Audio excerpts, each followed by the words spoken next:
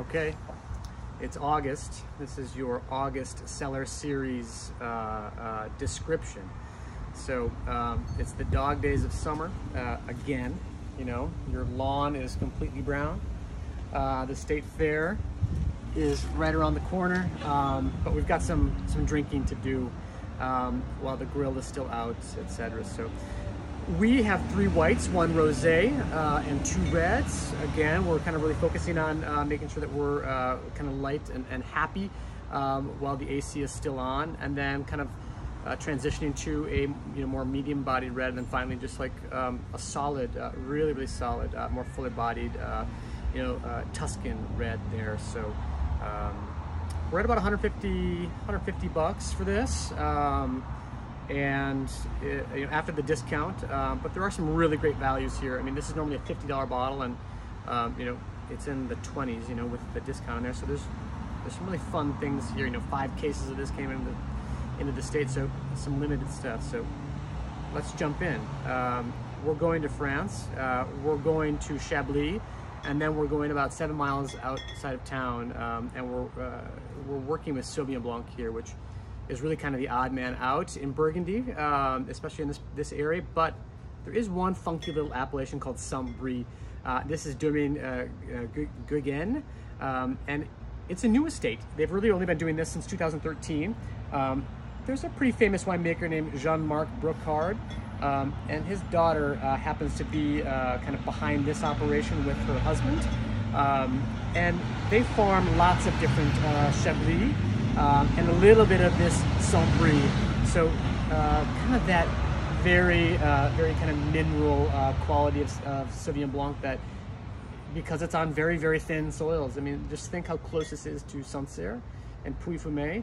And while the soil sets are a little different here, we're really kind of in a similar vein.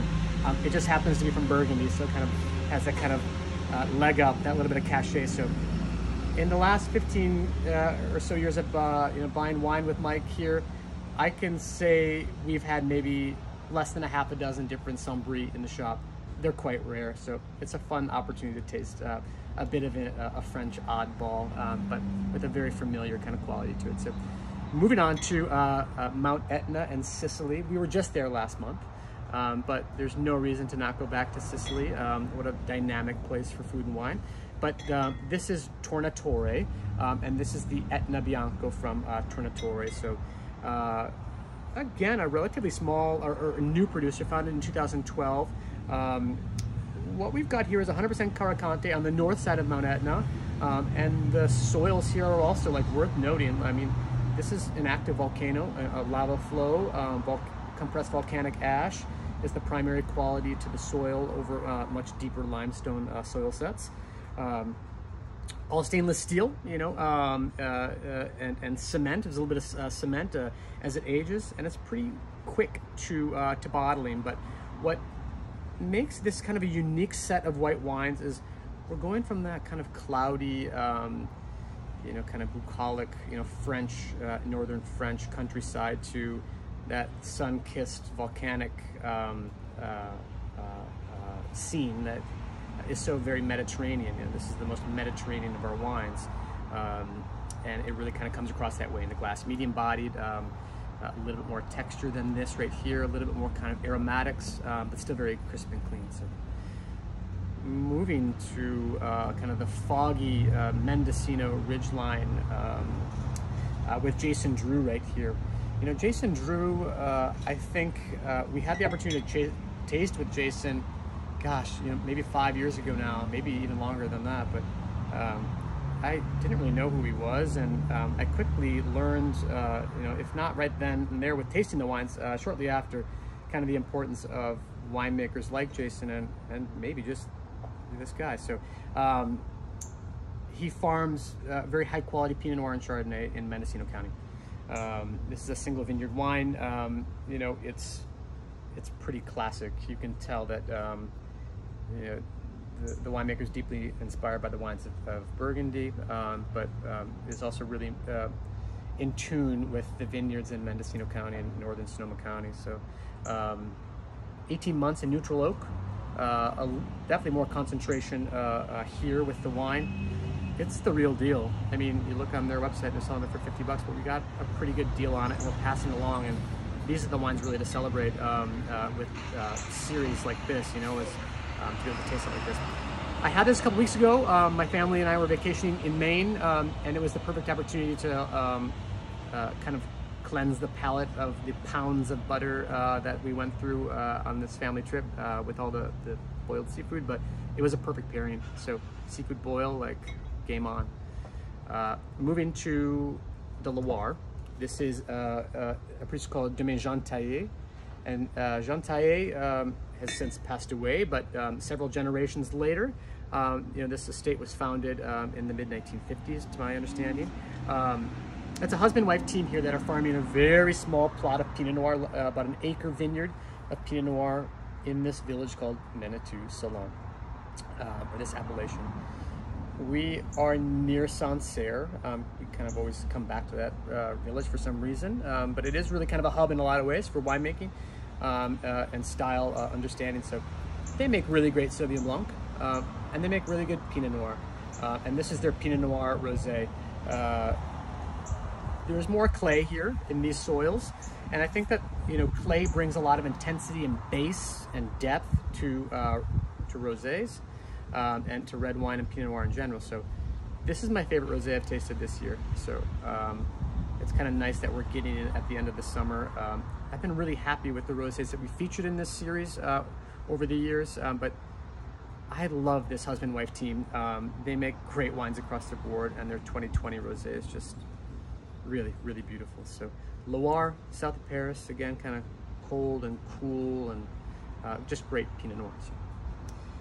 We are going to northern Greece right here with Inops. They're Zino Mavro. They label as Zino Mavra. You know, kind of, you know, that natural wine movement is very much here to stay, and that's okay, you know, because the wines are getting better and better and better, and the wines are really becoming compelling wherever we're tasting them. You know, whether it's, you know, the Canary Islands or you know, northern Greece, or, you know, little tiny pockets of France, Italy, and Spain, California, Oregon, Australia, like, it's everywhere. The idea of making these wines in a very, very transparent style, no additions, no filtering, like, it's here.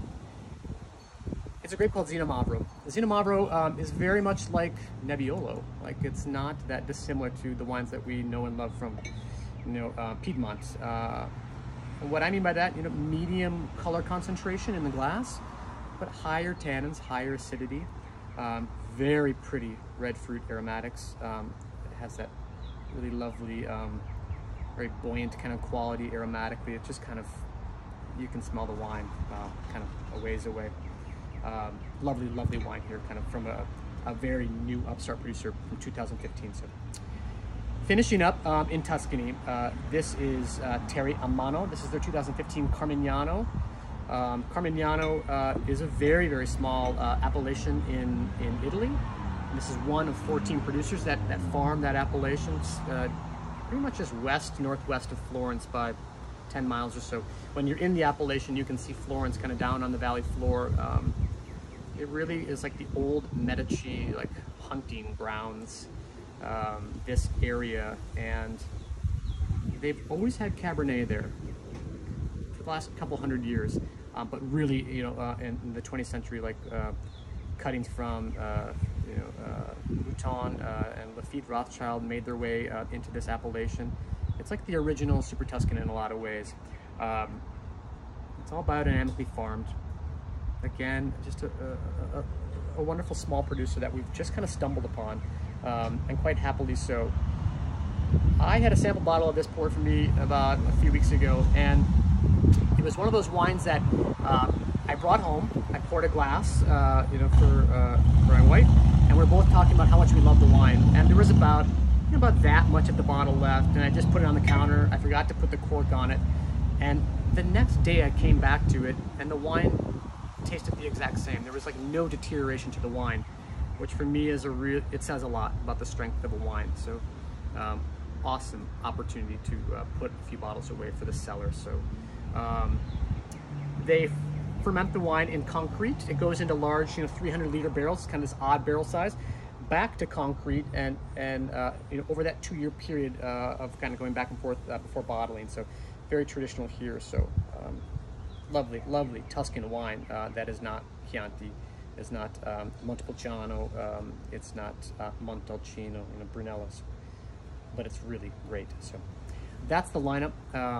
This is August. We're kind of saying goodbye to summer in a way, but we have some really lovely wines to help us do that and soften the blow. So it's available starting tomorrow afternoon. Give us a call at the shop. You can respond to this email or direct message through social media, and we'll get it in your cellar. Thanks.